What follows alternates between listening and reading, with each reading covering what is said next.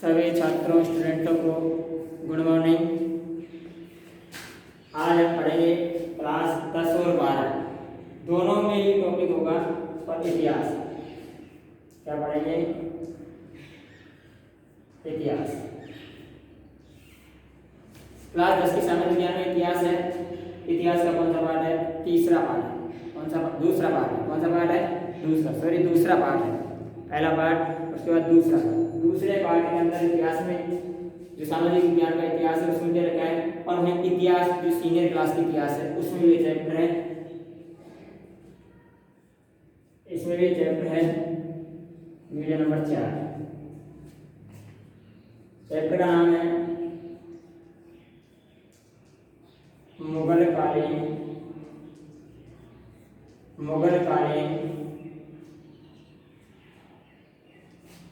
भारत।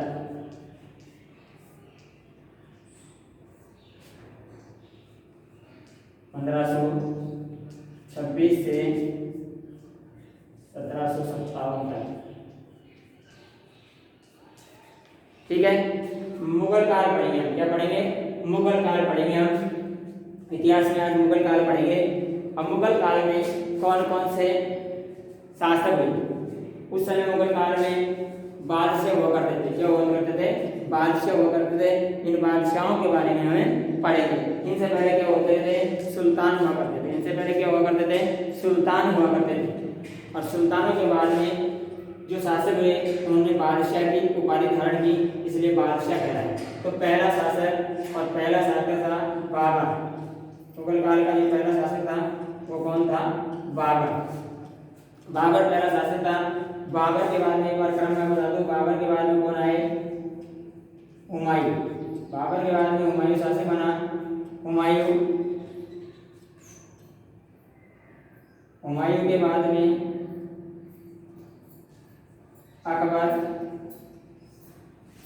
अकबर के बाद में जहांगीर,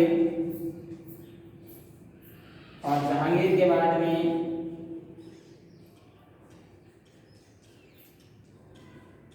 शाहजहां, और शाहजहां के बाद में औरंगजेब। ये तो प्रमुख शासक रहे। बाबर रहा, बाबर के बाद में हुमायूं के बाद में अकबर के बाद में जहांगीर के बाद में शाहजहां, और शाहजहां के बाद में औरंगजेब प्रमुख शासक रहे। इसके बाद में छोटे छोटे शासक और बने। और अंतिम जो शासक रहा वो बहादुर शाह जफर द्वितीय रहा था। जो अंतिम शासक था मुगल काल का। तो मुगल काल का प्रारंभ कहाँ से हुआ था? बाबर से हुआ था। मुगल काल का प्रारंभ कहाँ से हुआ था? बाबर से हुआ था। अब मैं एक एक शासक के बारे में आपको बताऊंगा। अब सबसे बड़ा टॉपिक में ये दे रखा है कि ये जो शासक थे मुगल काल का, तो हमारा जो टॉपिक है उसमें है कि मुगल कालीन भारत, मुगल और राजपूत संबंध हमारे टॉपिक में दे रखा है कि मुगल और राजपूत संबंध हमको पढ़ने हैं। तो मैं एक बार इनके बारे में आपको सामान्य जानकारी दूंगा। इसके बाद हमारे राजपूत संबंध की यानी बाबर के काल में राजस्थान में कौन शासक रहा, हुमायूं के बारे में पढ़ेंगे। तो हुमायूं के समय कौन शासक रहा, अकबर के बारे में कौन शासक रहा, जहांगीर के बारे में कौन शासक रहा, शाहजहां और औरंगजेब के बारे में कौन कौन शासक रहे, यानी मुगलों का राजस्थान के राजपूतों से क्या संबंध रहे, यानी संधि और समझौते रहे, इनके बारे में हमें विस्तार से चर्चा करेंगे। एक एक शासक राजस्थान का लेंगे। उससे पहले मैं सामान्य जानकारी आपको दे दूं कि बाबर था अफगान शासक था। कौन सा शासक था? अफगान शासक था। बाबर के जन्म के बारे में बता दूं।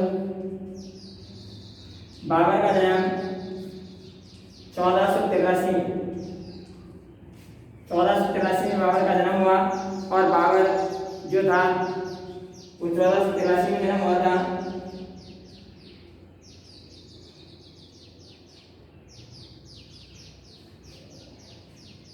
तुर्क मुसलमान था। चंगेज खां का वंशज था। जिसकी मां चंगेज का वंश की थी। तुर्क मुसलमान था। जन्म 1483 में हुआ। इसके बाद ये 11 वर्ष की उम्र में यानी 1494 में अफगान के शासक बन गए थे। 11 वर्ष की उम्र में अफगान के शासक बन गए थे और अफगान में शासक बनने के बाद इनका शासन कार्य इन्होंने प्रारंभ कर दिया था। अब बात हम कर रहे हैं मुगलकालीन भारत, यानी भारत में आगाज कब हुआ। अब भारत के आगाज की बात करेंगे हम। जलालुद्दीन बाबर जो था, इनकी मां चंगेज खान वंश की थी, इसलिए तुर्क चंगेज वंश का इसको शासक माना गया था। अब इनका भारत में आगमन कब हुआ, हम भारत की जानकारी इसके बारे में पढ़ेंगे। अब सबसे पहले मैं ये बता दूं, बाबर 1526 कब है, 1526 में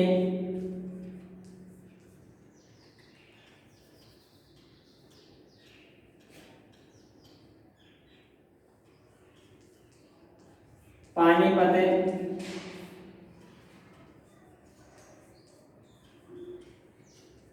प्रथम युद्ध, पानीपत के प्रथम युद्ध में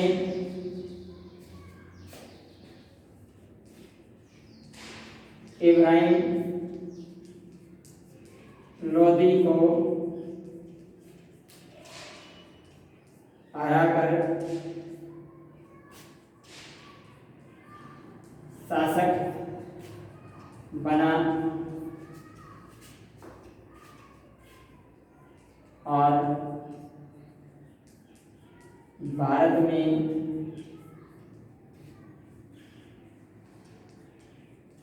मुगल शासन प्रारंभ हो गया। सबसे पहले बाबर 1526 में, अब उस समय हमारे यहाँ शासक कौन थे, इब्राहिम लोदी थे, यानी लोदी वंश का शासन दिल्ली, भारत की दिल्ली की गद्दी पे इब्राहिम लोदी का शासन चल रहा था। और 1526 में पानीपत जो हरियाणा में पड़ता है, कहाँ पड़ता है, हरियाणा में पड़ता है पानीपत कहाँ पड़ता है, हरियाणा में पड़ता है। पानीपत के प्रथम युद्ध में इब्राहिम लोदी को हराकर शासक बना कौन, बाबर। और बाबर शासक बनने के साथ ही भारत में क्या हो गया, मुगल काल प्रारंभ हो गया। मुगलों को स्थायित्व दिल्ली में किसने दे दिया, बाबर ने दे दिया। तो ये सबसे पहले शुभारंभ बाबर ने कि बाबर सबसे पहले गद्दी में बैठा और बादशाह की उपाधि धारण की। इसकी उपाधि धारण की, बादशाह की उपाधि धारण की थी। बादशाह की उपाधि इसने धारण की थी बाबर ने। इसके बाद जितने शासक आए वो सब क्या कहलाए, बादशाही कहलाए। तो 1526 में प्रथम युद्ध लड़ा था बाबर ने और पानीपत का प्रथम युद्ध था ये। इब्राहिम लोदी को हराकर शासक बना और भारत में मुगल शासन स्थायित्व दे दिया, यानी मुगल काल प्रारंभ हो गया भारत में 1526 से। ठीक है ना। अब देखो इसके बाद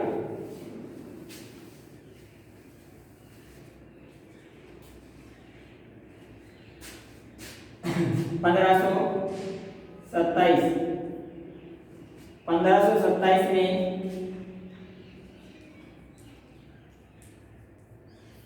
खानवा का युद्ध,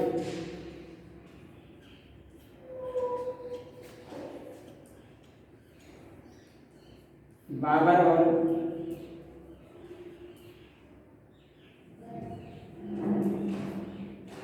राणा सांगा के मध्य हुआ। बाबर विजय।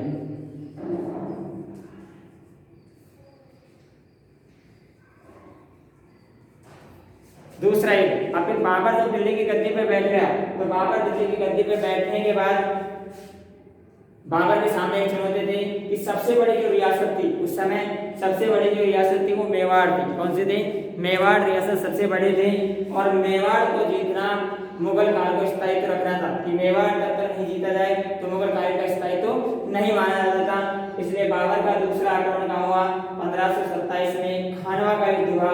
बाबर और राणा सांगा के बीच युद्ध हुआ, मध्य हुआ और बाबर इसमें विजयी हुए। तो खानवा, जो खानवा नामक स्थान है, ये खानवा का जो युद्ध हुआ, ये खानवा नामक स्थान पड़ता है भरतपुर में, कहाँ पड़ता है?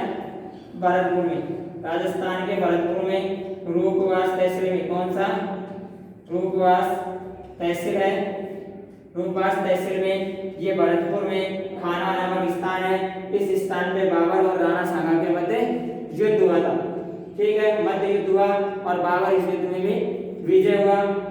इसके बाद बाबर का अगला युद्ध 1528 में,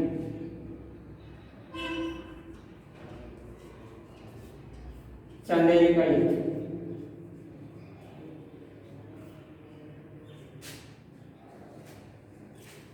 बाबर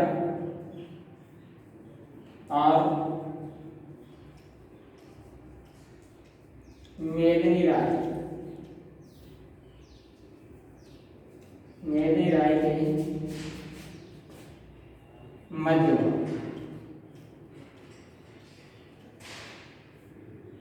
बाबर विजय।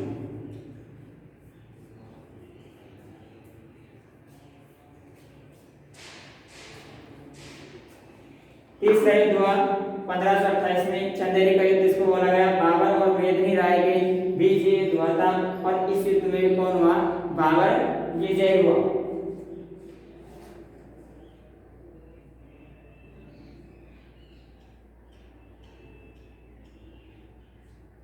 इसके बाद 1528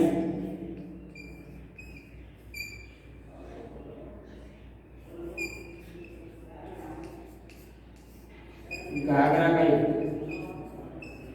घाघरा का युद्ध बाबर और अफगान शासकों के मध्य बाबर विजय हुआ।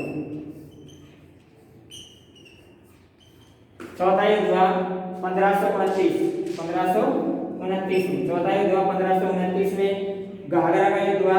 बाबर और अफगान शासक, जो अफगान से आए हुए शासक और भी ये शासन कर रहे थे, तो अफगान शासक और बाबर के मध्य ये युद्ध हुआ। इसमें भी बाबर विजय हुआ। इस प्रकार 4 युद्ध बाबर ने लड़े। 1526 का युद्ध लड़ा, पानीपत का प्रथम युद्ध, बाबर विजय हुआ। 1527 में भी बाबर विजय हुआ। 1528 में चंदेरी का युद्ध हुआ, इसमें मेदिनी राय को परास्त किया, बाबर विजय हुआ। 1529 में घाघरा का युद्ध हुआ, बाबर अफगान शासकों के मध्य हुआ, अफगान शासक परास्त हुए, बाबर विजय हुआ। इस प्रकार बाबर ने लगातार 4 युद्ध जीत के और मुगल काल को स्थायित्व दे दिया। इसके बाद बाबर की मृत्यु।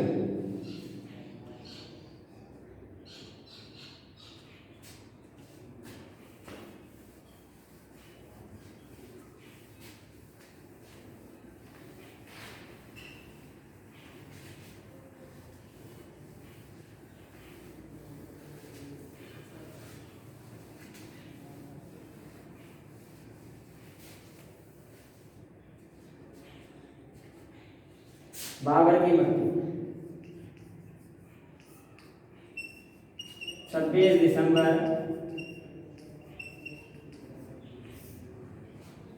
1530।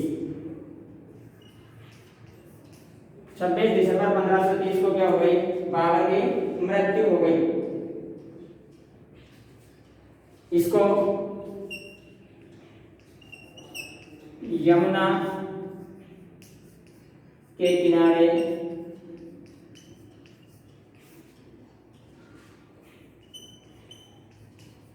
आगरा में दफनाया गया। ठीक है, 26 दिसंबर 1530 को यमुना के किनारे आगरा में क्या हुआ? इसको दफनाया गया आगरा में, और बाद में बाबर की इच्छा के अनुसार इसे काबुल में दफनाया गया, और बाद में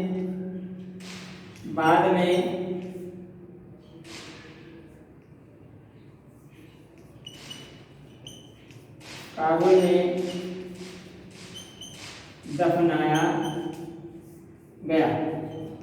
पहले इसको आगरा में दफना दिया गया, फिर इसकी अस्थियां जो रही थी जिनको दफना दी गई। इसकी इच्छा थी, मरने से पहले इसने कहा था, मृत्यु होने से पहले, कि मेरे को काबुल में ही ले जाया जाए, तो इसको काबुल में दफनाया गया था, अफगानिस्तान इसको ले जाया गया था। ठीक है, मृत्यु 26 दिसंबर 1530 को यमुना के किनारे आगरा में इसको दफनाया गया, और फिर बाद में काबुल में भी इसको दफनाया गया, इन 2 बार इसको दफनाया गया।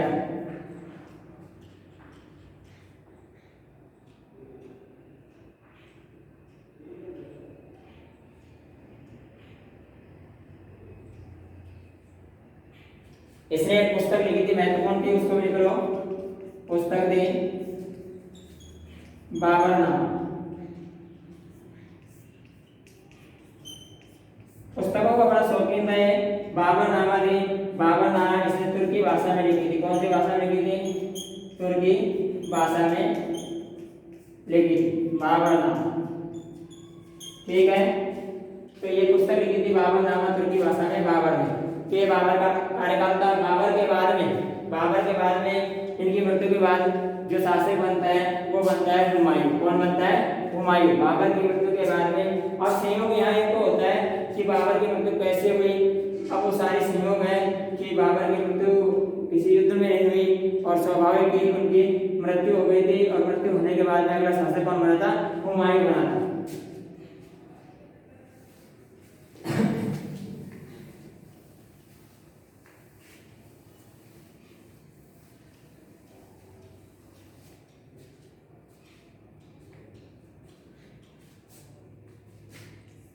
बाबर के बाद में हुमायूं। बाबर का पुत्र था हुमायूं। बाबर का क्या था? पुत्र था हुमायूं। तो हुमायूं के बाबर की मृत्यु के बाद में हुमायूं शासन करने बैठा। हुमायूं ने अपने शासन में 2 युद्ध लड़े। पहला युद्ध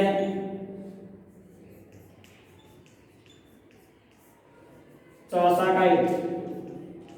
कौन सा युद्ध? चौसा का युद्ध, जो 1539 में हुआ। चौसा का युद्ध 1539 में। और दूसरा युद्ध था बिलग्राम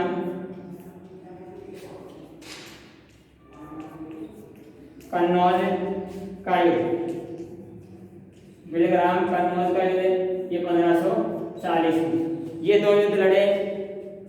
चौसा का युद्ध 1539 में, और बिलग्राम कन्नौज का युद्ध 1540 में। चौसा का युद्ध जो हुआ ये भी शेरशाह सूरी और बाबर के बाद हुमायूं के मध्य हुआ। इसमें चौसा के युद्ध में भी क्या हो गया? हुमायूं हार गया, शेरशाह सूरी जीत गया। बिलग्राम कन्नौज का युद्ध 1540 में हुआ। ये भी शेरशाह सूरी के मध्य हुआ, शेरशाह सूरी और हुमायूं के मध्य हुआ। और बिलग्राम कन्नौज के युद्ध में भी कौन हार गया? हुमायूं हार गया, और शेरशाह सूरी जीत गया। तो दोनों युद्ध जीतने के बाद में हुमायूं वो देश से बाहर चला गया था। हुमायूं किससे चले गया? देश से बाहर चला गया, और यहाँ दिल्ली पे किसका शासन हो गया? सूर्यवंश आ गया। दिल्ली पे कौन आ गया? सूर्यवंश आ गया। शेरशाह सूरी यहाँ दिल्ली के शासक बन गए कुछ समय के लिए, यानी 15 वर्ष के लिए। कितने वर्ष के लिए?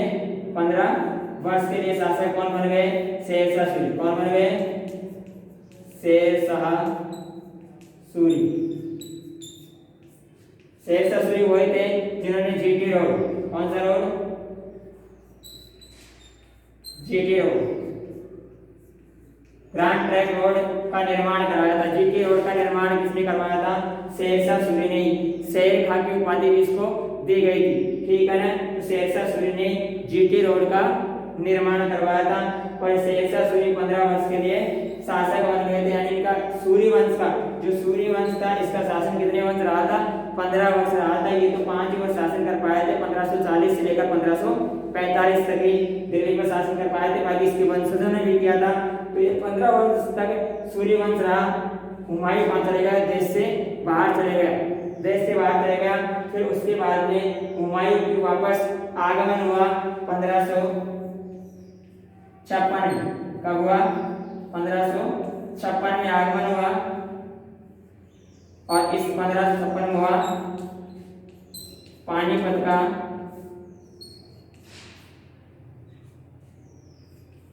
द्वितीय युद्ध। पानीपत का द्वितीय युद्ध हुआ। हेमू जो दिल्ली का शासक था उस समय।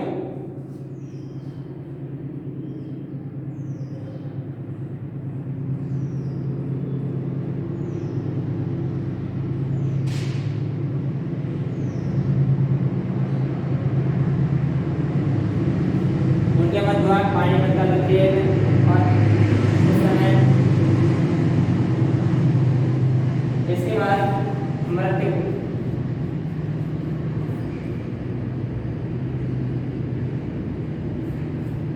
1556 में ही हुमायूं की मृत्यु हो गई दिल्ली में।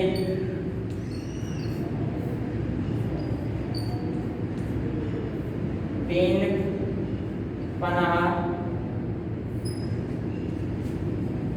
महल की सिद्धियों से गिरकर, यानी हुमायूं को किताब पढ़ने का ये शौकीन था और ये नशा भी करता था, यानी अफीम का ये सेवन करता था।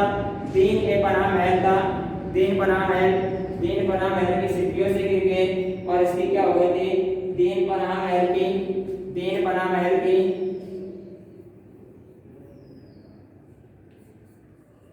सिद्धियों से गिरकर इसकी मृत्यु हो गई। ये अफीम का शौकीन था। वैसे ये ज्योतिष में बहुत विश्वास करता था हुमायूं ज्योतिष में बहुत विश्वास करता था। 7 दिन में 7 रंगों के कपड़े पहनता था, अफीम का सेवन करता था, इसलिए नशे का शौकीन था। और 1556 में दिल्ली में दीन पनाह महल था, उसमें बैठ के पुस्तक पढ़ रहा था, ये लाइब्रेरी थी और वहां से सिद्धियों से जब उतर रहा था तो नशे में था, तो महल की सिद्धियों से गिरने के बाद में इसकी क्या हो गई, मृत्यु हो गई। तो ये इसकी मृत्यु के बारे में लगा है। इसके मृत्यु के बाद में इसके जगह जो शासक बना वो बना अकबर। कौन बना, अकबर।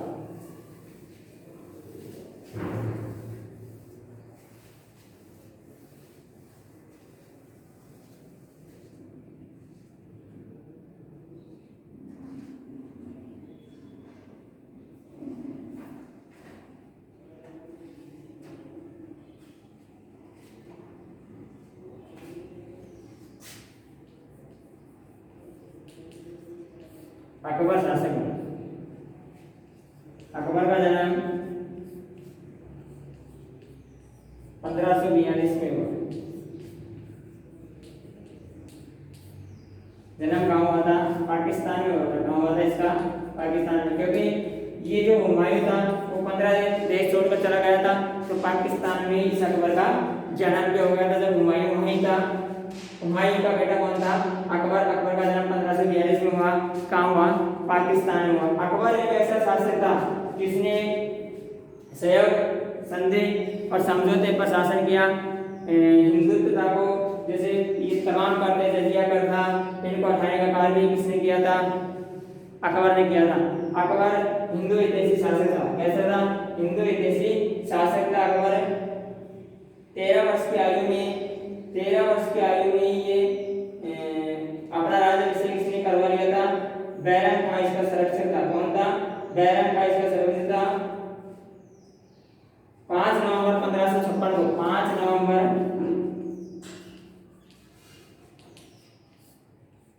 1556 को पानीपत का द्वितीय पानीपत का कौन सा युद्ध हुआ, द्वितीय युद्ध हुआ। और ये दिल्ली का शासक था हेमू व अकबर का जो संरक्षक था बैरम खां। अकबर का संरक्षक कौन था, बैरम खां के मध्य हुआ और बैरम का विजय हुई। ठीक है, यानी 5 नवंबर 1556 को पानीपत का द्वितीय युद्ध हुआ और द्वितीय युद्ध में हेमू उस समय दिल्ली का शासक था। बैरम खां और हेमू का मध्य युद्ध हुआ और इसमें बैरम खां यानी अकबर इसमें विजय हो गया था। और विजय होने के बाद में विजय होने के बाद में अकबर ने यहाँ स्थायित्व प्रारंभ अपना कर दिया। इसने फिर हेमू को अफगान मोहम्मद अली शाह को बाहर भेज दिया। 22 युद्धों में इसने विजय प्राप्त की थी। कितने युद्धों में? 22 युद्धों में इसने विजय प्राप्त की थी। इसके बाद अकबर का बहुत लंबा कार्यकाल रहा था। संक्षेप में बता रहा हूँ तुमको। 1560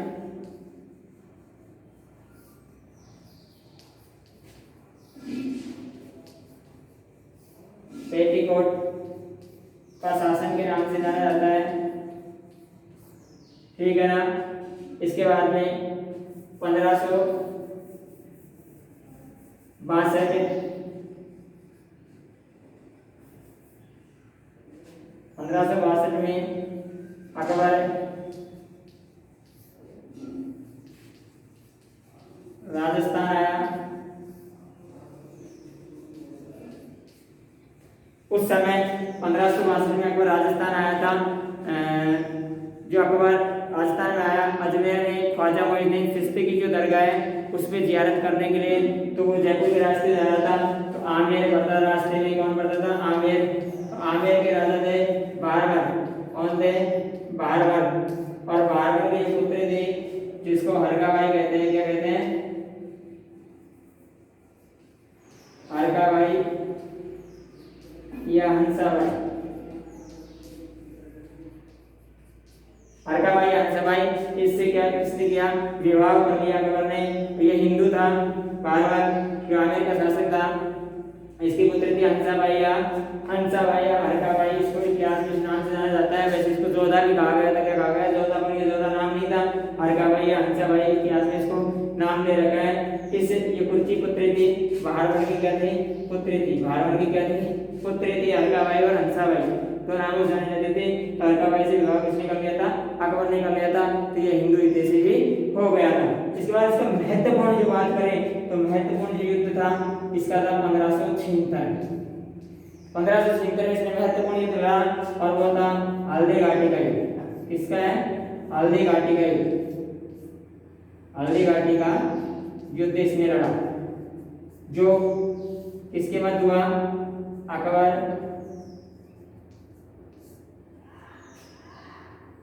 का सेनापति था मानसिंह। वह महाराणा प्रताप। अकबर का सेनापति मानसिंह और महाराणा प्रताप के बीच युद्ध हुआ था। बाद में युद्ध रह गया था। तो सबसे महत्वपूर्ण युद्ध अकबर ने यह लड़ा था राजस्थान के सत्रह में। अकबर का सेनापति मानसिंह और महाराणा प्रताप के बीच 1576 में हल्दी घाटी में युद्ध हुआ था। ये तारीख थी 18 जून। कितने थी? 18 जून 1576 को हल्दी घाटी का युद्ध हुआ था, ठीक है। और ये युद्ध निर्णायक रह गया था। वैसे इसको अलग अलग राइटरों ने अलग अलग लिखा है। जब हम पढ़ेंगे आगे हल्दी घाटी का युद्ध तब मैं इसके बारे में जानकारी दूंगा। इसके बाद में अकबर कोई बड़ा कार्य नहीं कर पाया। अकबर के अनेक सेनापति रहे, उनके माध्यम से उसने काम किया। हिंदू शासक था, हिंदू हितैषी शासक था ये अकबर रहा। अकबर के वक्त के बाद में जो अगला शासक बनता है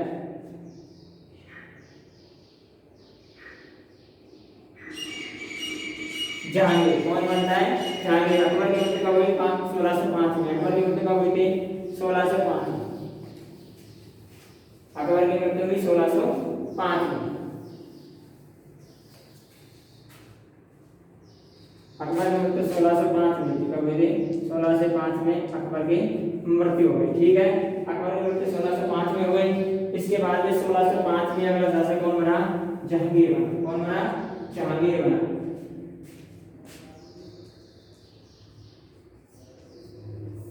जहांगीर बना और जहांगीर शासक बनने के बाद में इसने क्या है? मुगल काल को आगे बढ़ाने का कार्य किया जहांगीर ने।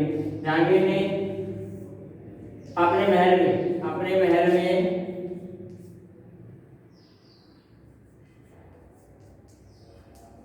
यमुना के किनारे तक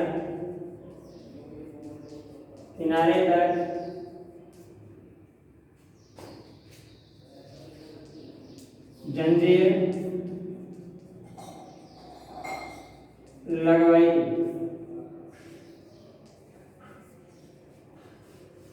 इतिहास का स्वर्णिम काल भी जहांगीर का माना जाता है। महल से यमुना के किनारे तक जंजीर लगवाती थी न्याय के लिए, न्याय की जंजीर लगवाती थी, ये जहांगीर ने लगवाई थी। सबसे महत्वपूर्ण कार्य था ये।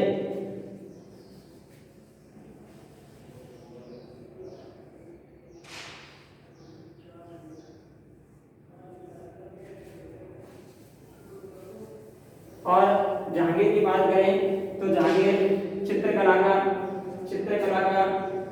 जहांगीर के काल को चित्रकला का स्वर्णिम काल भी कहा जाता है। चित्रकला का स्वर्णिम काल, चित्रकला का स्वर्णिम काल भी इसको माना जाता है। किसको? जहांगीर के काल को चित्रकला का स्वर्णिम काल भी माना जाता है। जहांगीर के काल को चित्रकला का क्या माना जाता है? स्वर्णिम काल भी माना जाता है। इसके बाद बात करें जहांगीर की, तो जहांगीर ने जो गुरु अर्जुन देव सिख गुरु था, गुरु अर्जुन देव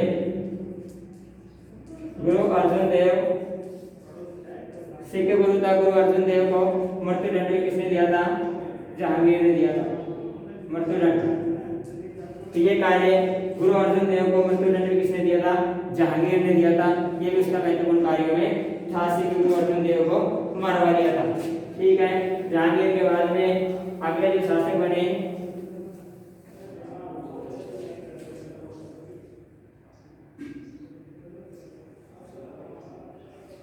1627 में जहांगीर की मृत्यु हो गई और मृत्यु के बाद में 1627 में मृत्यु के बाद में 1627 में शाहजहां बने। 1627 में कौन बने? शाहजहां शासक बने।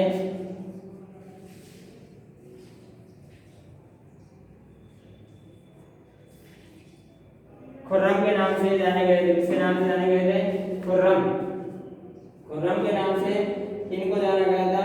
खुर्रम के नाम से इनको जाना गया था। किस नाम से जाना गया था? खुर्रम के नाम से। जहांगीर को खुर्रम के नाम से जाना गया था। शाहजहां को जहांगीर के बाद में शाहजहां अगले शासक बने थे, खुर्रम के नाम से कहलाए थे। और इन्होंने कोई बड़ा कार्य तो किया नहीं।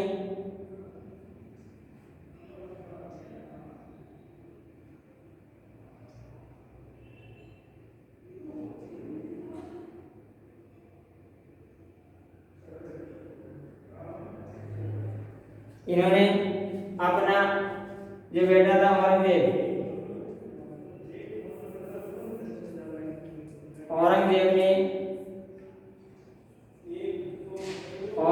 ने इनको जेल में डलवा दिया था, शाहजहां को। ठीक है। और जेल में डलवा के औरंगजेब शासन पर बैठ गए थे। ठीक है। औरंगजेब ने इनके भाइयों को मरवा दिया था, सूजा इनको मरवा दिया था। इसके बाद शाहजहां के बाद में कौन आए? औरंगजेब आए। ये अत्याचारी शासक थे, सबसे ज्यादा अत्याचारी शासक औरंगजेब थे। इन्हें आके मुसलमानों का यानी कट्टर मुस्लिम शासक थे। और इनके आने के बाद में धीरे धीरे ये मुगल काल पतन की तरफ जाने लग गया, लोगों का मोह भंग हो गया और छोटे छोटे शासक रहे। अंतिम शासक की बात करूं तो बहादुर शाह जफर द्वितीय अंतिम शासक हुए थे मुगल काल के अंतिम शासक कौन हुए थे? बहादुर शाह जफर द्वितीय मुगल काल के अंतिम शासक रहे थे। पुरंदर की संधि भी जून 1665 में पुरंदर की संधि में औरंगजेब के समय हुई थी। कौन सी संधि? पुरंदर की संधि ये भी औरंगजेब के समय हुई थी। पुरंदर की संधि किसके समय हुई थी? औरंगजेब के समय हुई थी। शिवाजी और जयसिंह के मध्य। किसके मध्य हुई थी? शिवाजी और जयसिंह के मध्य। शिवाजी जो मराठा शासक था, शिवाजी और जयसिंह के मध्य कौन सी संधि हुई थी? पुरंदर की संधि। औरंगजेब के समय शिवाजी और जयसिंह के औरंगजेब के समय जय सिंह और शिवाजी के मध्य पुरंदर की संधि हुई थी। औरंगजेब द्वारा उनके साथ गरिमा युक्त व्यवहार नहीं किया और शैलेंद्र को बंदी बनाया